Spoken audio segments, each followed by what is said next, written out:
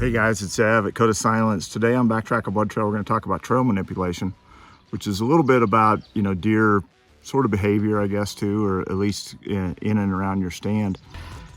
So there's several different approaches you can take. Some of these we learned along the way.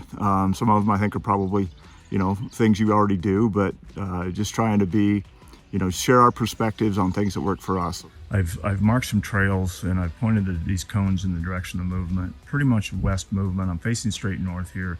That north cone's about 43 yards, which is farther than I'd like to shoot.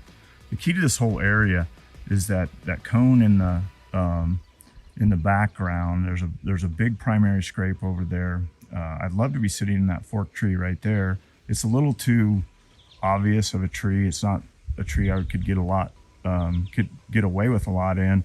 But more importantly, there's a north-south trail where I have that cone right there in the foreground. So that's just not going to work. So I'm going to talk about a few things I'm going to do to make this spot just a little bit more effective. I'm over here at this north cone. It was 43 yards from that tree. It's just a little farther than I feel comfortable.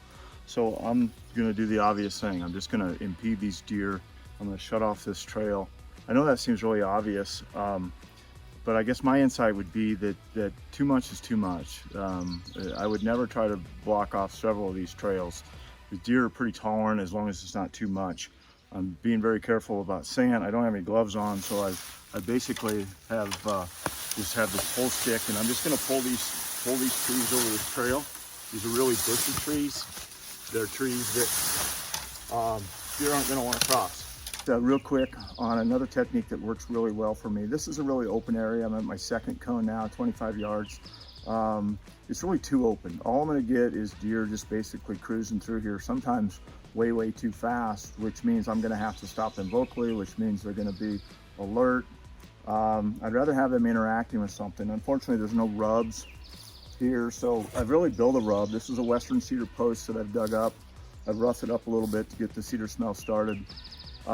This is hopefully going to give me something to distract the deer, slow them down, get them to interact with something so I have a more natural setting and an opportunities. Another thing I like to do is just increase the social activity around a spot like this. Besides for the big scrape, there's just not a lot going on. So I'm going to build what I'm going to call, kind of scrape foreplay.